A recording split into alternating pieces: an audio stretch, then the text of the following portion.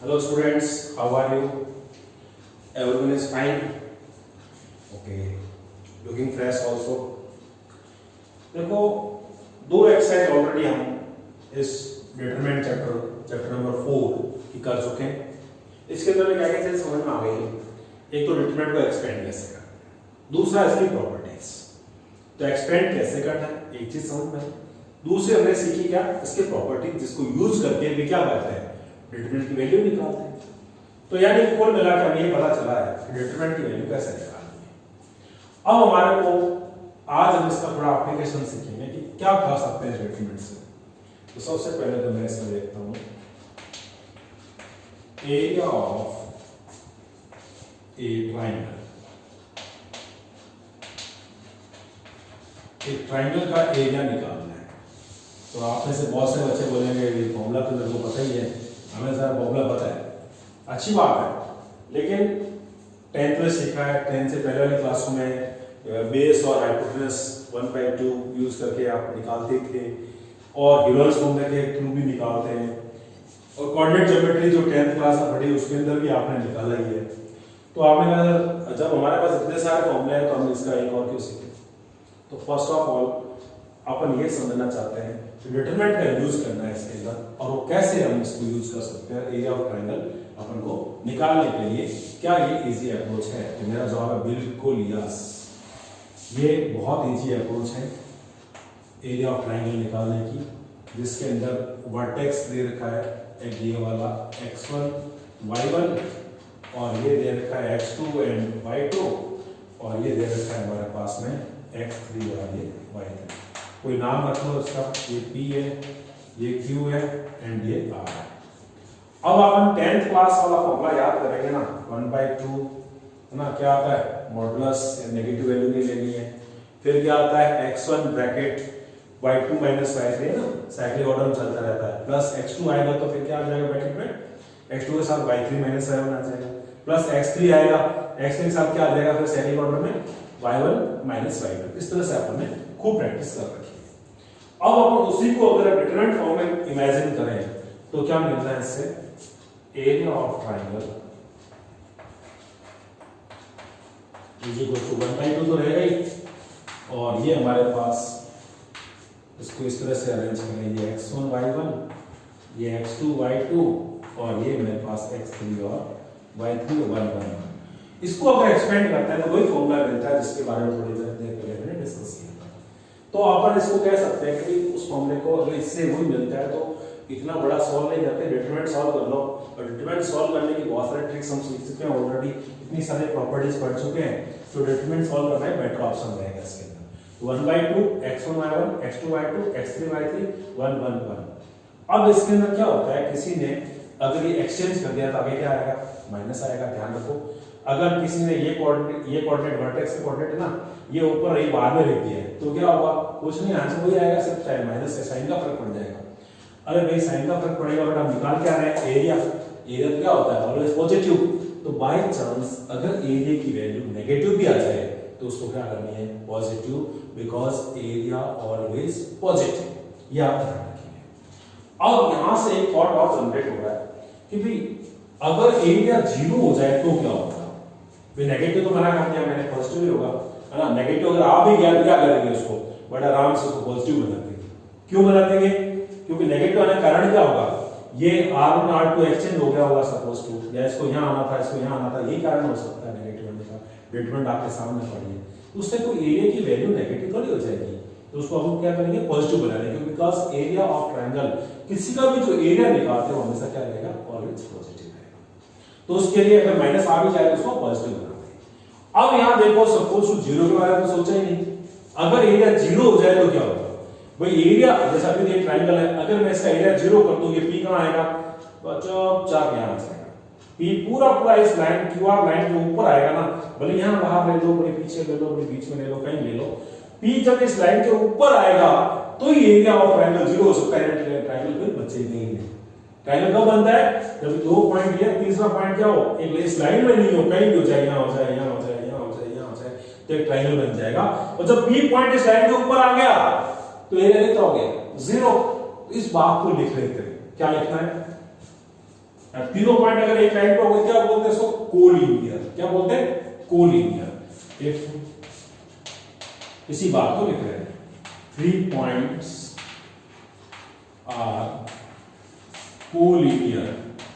सोचो देखिए क्या हुआ, अगर तीनों पॉइंट कोलिनियर हुए तो एरिया क्या हो जाएगा? 0 हो जाएगा, यानी ये वैल्यू इक्वल टू 0।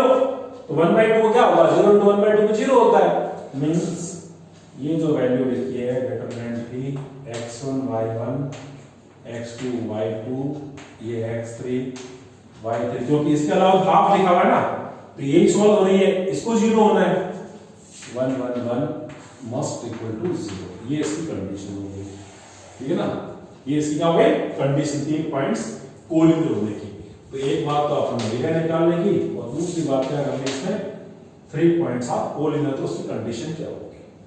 अब सोचो, अगर दिमाग में ये आ जाए कि यार अपने 2 पॉइंट दे रखे हैं और इनको ज्वाइन करने से क्या बन रहे हैं? स्ट्रेट लाइन बन रही है, उसकी इक्वेशन चाहिए। सो सिंपल, इक्वेशन निकाल लेते हैं। तो हमारे पास उसके अंदर क्या रहेगा? एरिया 0 का कांसेप्ट ही रहेगा, क्योंकि एक लाइन के ऊपर 3 पॉइंट होंगे, इसमें कोलिनियर हो गए, कोलिनियर हो गए, इसका मतलब एरिया ऑफ लाइन क्या रखो? 0 रखो ना, आराम से इक्वेशन आ जाएगी। तो हमारे पास इक्वेशन ऑफ ये straight line joining 2 given points, 2 given points, 2 points दे रखे हैं। 2 पॉइंट्स कौन कौन से हैं भाई? कुछ भी रख लो ना। ये सपोज x1 y1 है ना, ये सपोज x2 y2 यहाँ रख लो, ये हमारे पास x2 y2 है, और ये हमारे पास xy है। xy कहीं भी हो सकता है ना, वो xy इसलिए है, उसको लाइन बनेगी कैसे? हाँ, तो ये 2 पॉइंट ज्वाइनिंग है, और एक थर्ड पॉइंट इनके बीच में हो सकता है, यहाँ हो सकता है, उधर हो सकता है, कहीं भी हो सकता है, xy कहीं भी हो सकता है, कोई प्रॉब्लम नहीं, इसकी इच्छा है कहीं रख लो। अब आप इसमें देखो, तीनों पॉइंट क्या हो गए? कोलिनियर हो गए। तो चलो ना इसके पास, तीनों पॉइंट कोलिनियर हो गए ना, तो इसके पास आ जाओ। क्यों? क्योंकि कोलिनियरिटी कंडीशन क्या है? इक्वल टू 0 रख दो। अब क्वेश्चन ये होता है कौन सा कोऑर्डिनेट पहले रखूं? जो इच्छा रखो। अगर ये आपस में ऊपर नीचे हो गए तो क्या होगा? आगे माइनस आएगा। तो प्रॉपर्टी 4.2 में पढ़ी है अपन ने, प्रॉपर्टी क्या हुआ था? अगर 2 रो आपस में एक्सचेंज कर लेते हैं, है ना, तो क्या होता है? आगे साइन चेंज हो जाता है, और इक्वल टू 0 है, तो 0 into माइनस साइन कितना होता है? 0 ही होता है, तो देयर इज नो इफेक्ट। इसी कोई भी लिख सकता है। आपको ये सोचना है, सॉल्व करना कौन सा इजी रहेगा, उस कोऑर्डिनेट को आप पहले लिख दो। मेरे ख्याल से xy पहले लिखने से आपकी बहुत ज्यादा इजी रहेगा। उसके बाद आप जो इच्छा लिख दो, x1 y1 लिख दो, फिर x2 y2 लिख दो, और ये बदलन तो देख सही है ना, इक्वल टू 0।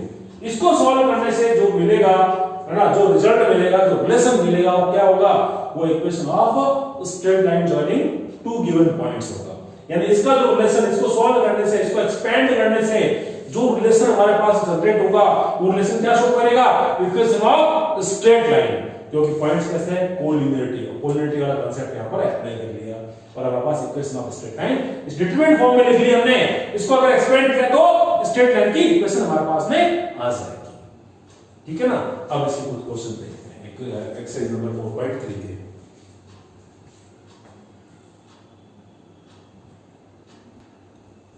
फर्स्ट क्वेश्चन के फर्स्ट पार्ट में ये आपको वर्टिसेस ऑफ ट्रायंगल दे रखे हैं, इसमें एरिया ऑफ ट्रायंगल निकालना है। So simple, area of triangle का वही सेम फॉर्मूला 1/2 x1 y1, ये x2 y2 और x3 y3, इसको लिख दो 1/1। ये हमेशा 1/1 ही रहेगा।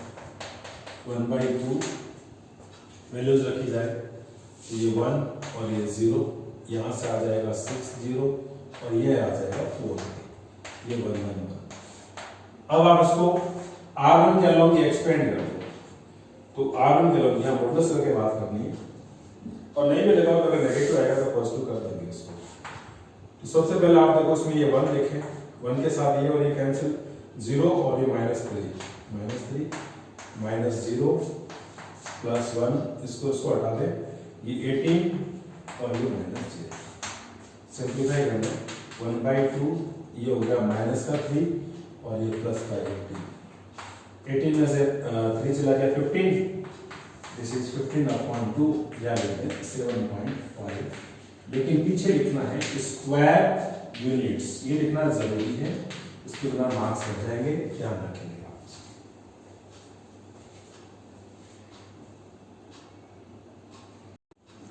सेकंड पार्ट इसका, इसमें भी एरिया ऑफ ट्रायंगल निकालना है, बस वर्टेक्स चेंज हो गया, तो उसके लिए same process, area of triangle is equal to 1/2 को नहीं बोलना है, और फॉर्मूला हमारे पास x1 y1 x2 y2 x3 y3 ये 1 1 1 इज इक्वल टू 1/2, प्लग को देखें 2 7 और ये 1 1, फिर उसके बाद में ये 10 ये 8 ये 1 1। अब आप इसको एक्सपेंड कर दो, 1/2 करो एक्सपेंड, सबसे R1 के अलाउ कर दें 2, फिर माइनस का 7 और फिर प्लस का 5। ये प्रोसेस होता है, पहली बार प्लस फिर माइनस फिर प्लस। अब इसमें 2 से रिलेटेड रो और कॉलम दोनों हटा देंगे तो क्या आएगा 1 - 8 -7, यहाँ पर ये और ये हट जाएगा तो 1 और ये -9 -9, क्योंकि दिस माइनस दिस होता है, ये और ये गया तो 8 - 10 -10। अब इसको सिंप्लीफाई करो, देखें 1/2 ये माइनस का 14 और ये प्लस का 63 वो माइनस का 2, 1/2 यहाँ पर देखिए माइनस का 16 हो गया, तो 16 63 में से माइनस करो कितना हो जाएगा 47, 47 के अंदर 2 का डिवाइड करो तो 2 जा 4 2 3 जा 6 23.5 स्क्वायर यूनिट्स। इजी है बट स्टेप टू स्टेप चलता है इसमें।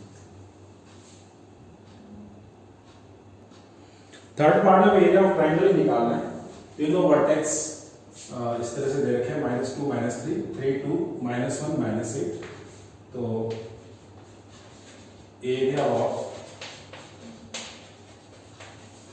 ट्रायंगल इक्वल्स टू 1/2 नहीं बोलना है, फॉर्मूला x1 y1 ये x2 y2 की डिटरमिनेंट को सॉल्व करके आंसर आ जाएगा एंड ये 1 1 1।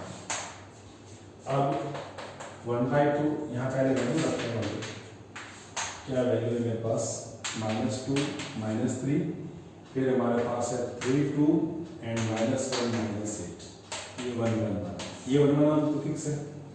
अब आप इसमें देखो सबसे पहले -2 फिर ब्रैकेट माइनस लगाना है, एक -3 वहां से आ रहा है आने दो, फिर +1 और ये ब्रैकेट।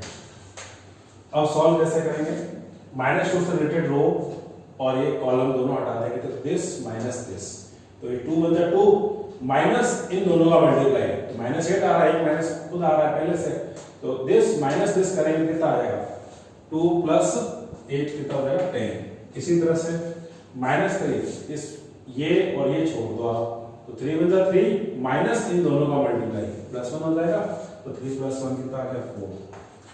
इसी तरह से यहां से देखें तो 1 से रिलेटेड रो और कॉलम हटा देंगे तो -24 और ये प्लस का 2 -22 हो जाएगा। वापस हम लोग इन दोनों का मल्टीप्लाई माइनस इन दोनों का मल्टीप्लाई देना होता है।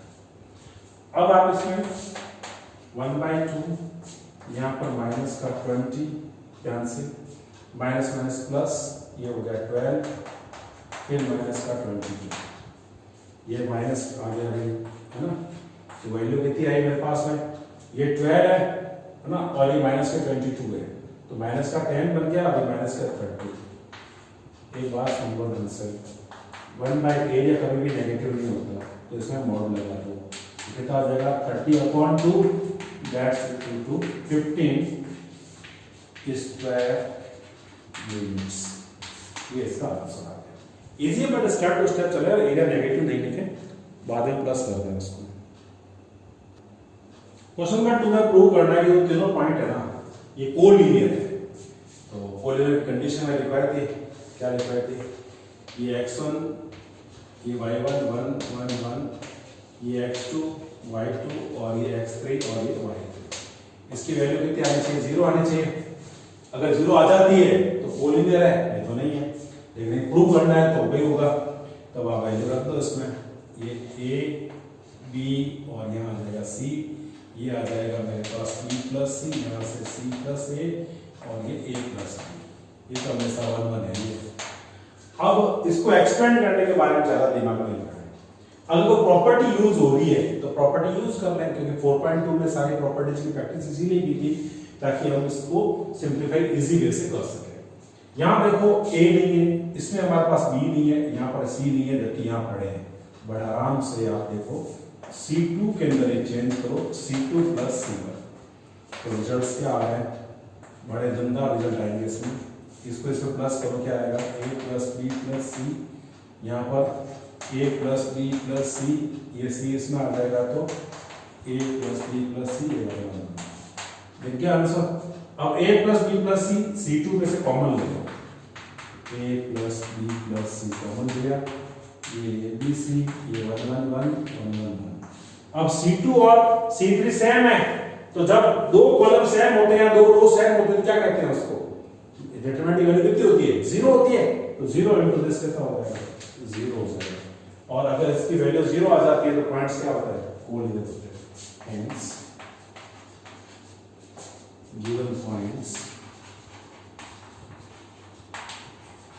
are, ये लिखना पड़ता है ना, कोलिनियर, ये लिखना पड़ेगा आपको, अच्छी तरह से ध्यान रखें इसको।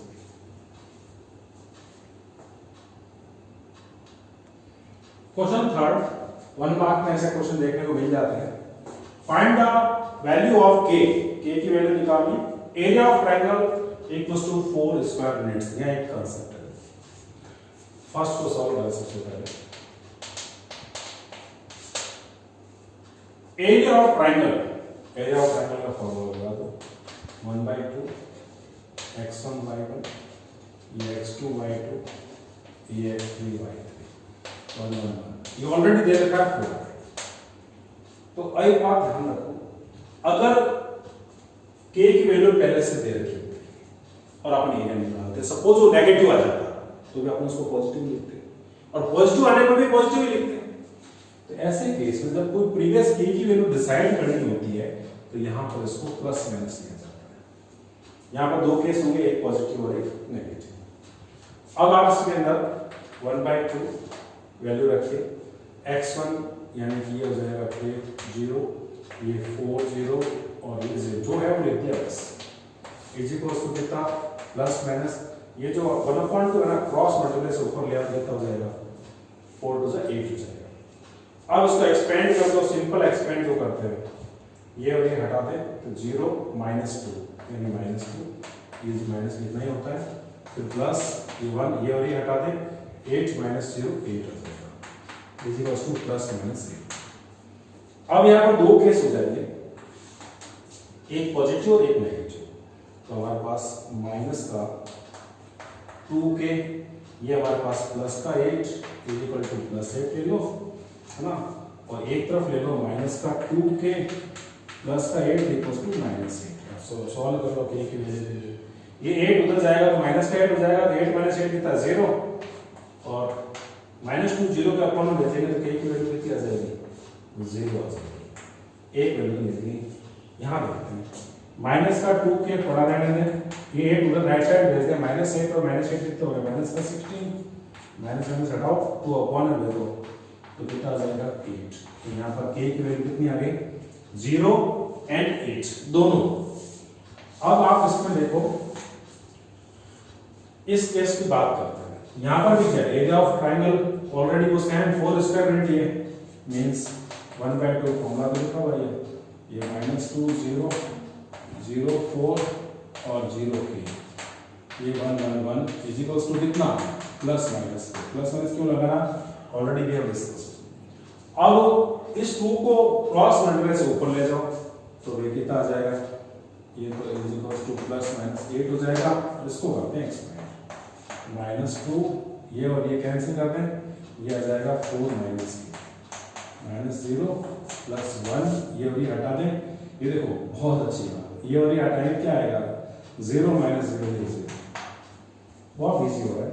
अब आप इसमें देखो माइनस का 8 प्लस का 2k, है ना, ये 0 ये 0 is equals to plus minus 8। दो केस हो जाएंगे, एक बार पॉजिटिव एक बार नेगेटिव। देख तो taking positive, -8 plus 2k is equal to +8, 8 को उधर भेज दें तो 16 हो जाएगा, और ये 2k therefore k is equal to कितना हो जाएगा, 2 ऊपर में भेजो, यहाँ पे k की वैल्यू कितनी आ रही है 8। यहाँ पर अगर नेगेटिव लेते हैं, लेकिन नेगेटिव अब k की वैल्यू तो आपके एक्सपर्ट आप निकाल लोगे सब, है ना। ये हमारे पास -8, इसको नहीं बोलना है, प्लस का 2k इज इक्वल टू -8। यहाँ आपके सिली मिस्टेक हो जाती है, आपको लगता है कि मैं तो ऐसे थोड़ी करूँगा, और जाने अनजाने में आप लोग ये कर रहे हैं। इसलिए बहुत सिंसियरली इसको सॉल्व करना, जब इजी क्वेश्चन आ जाए ना तो थोड़ा सा हैंडल विद केयर, सावधानी रखनी होती है। -8 उधर भेजे +8 हो जाएगा तो कितना हुआ 0, ये 2k therefore k is equal to कितना आ गया 0, ये 0 के अपॉन में 2 जाएगा 0 हो जाएगा। इस केस में भी 0.8 वैल्यू है, इस केस में भी 0.8 वैल्यू है। ध्यान रहे प्लस माइनस लिखना नहीं भूलना, जो भी एरिया की वैल्यू दे रखी होती है वो रख दो यहाँ पर, लेकिन प्लस माइनस जरूर लगाए जब k की वैल्यू निकालनी है। और जब कभी एरिया निकालना हो रिजल्ट नेगेटिव आए उसको पॉजिटिव करना भी मत भूलना, ये बहुत कंसेप्ट वाली बात है, अच्छी तरह याद रखें।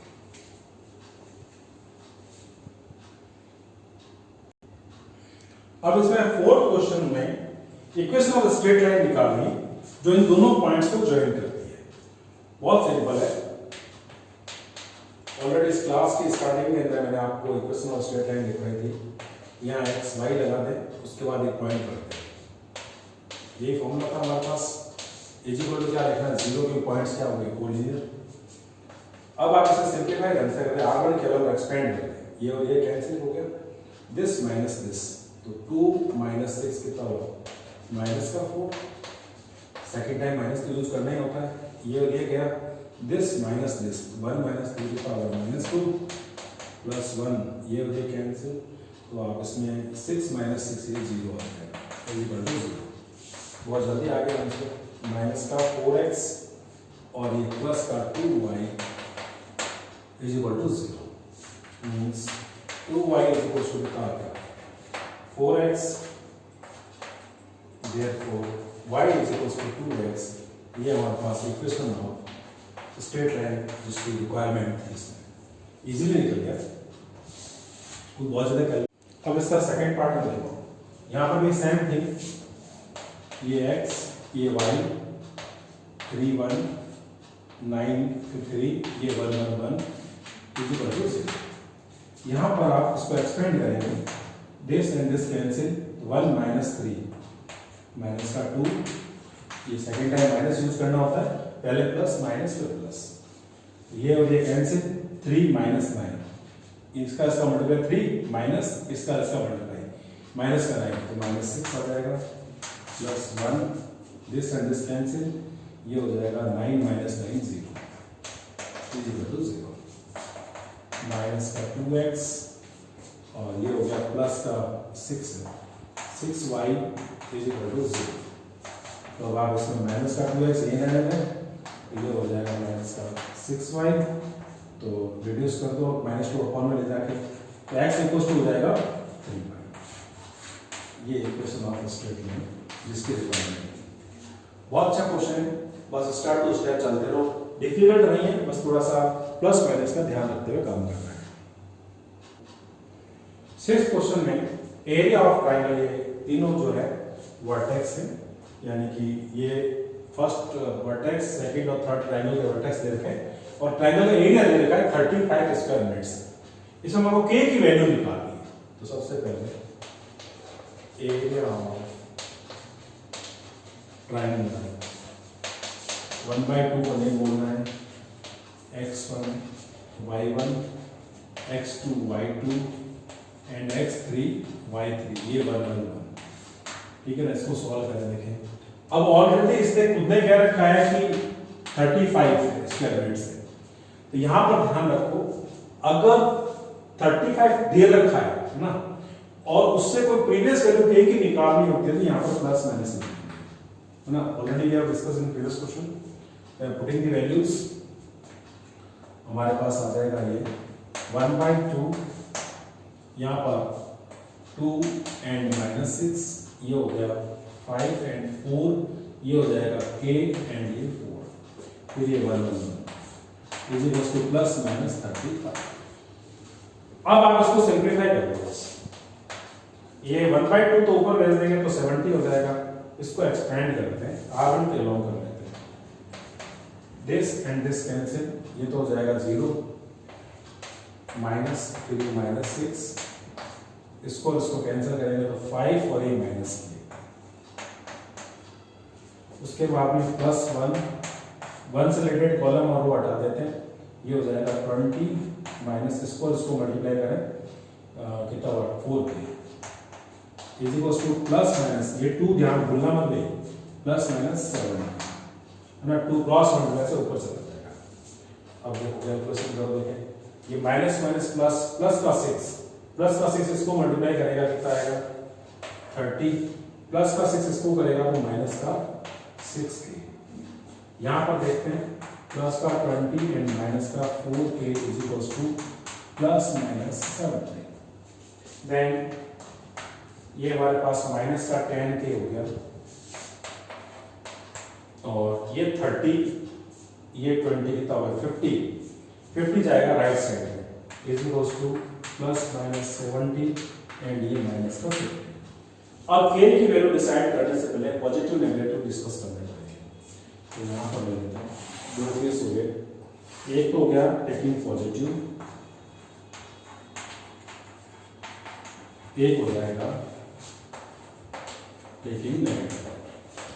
तो अब इसमें ये देखो माइनस 10k, ये माइनस का 10k is equal to positive लेना है तो प्लस 70, ये प्लस 70 माइनस का 50 रहेगा एज इट इज, तो माइनस का 10k इज इक्वल टू कितना हो गया 20, तो हमारे पास k इज इक्वल टू हो जाएगा माइनस का ये k की वैल्यू आ गई।